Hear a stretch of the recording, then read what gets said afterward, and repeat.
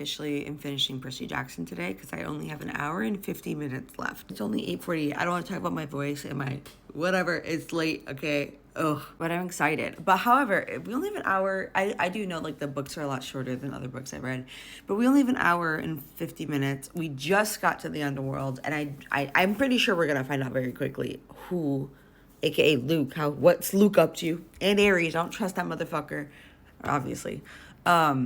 So we'll see. But we're finishing today, and it's only an hour and a half left, or hour and 50. So I might not have too many reactions, but I'll let you know.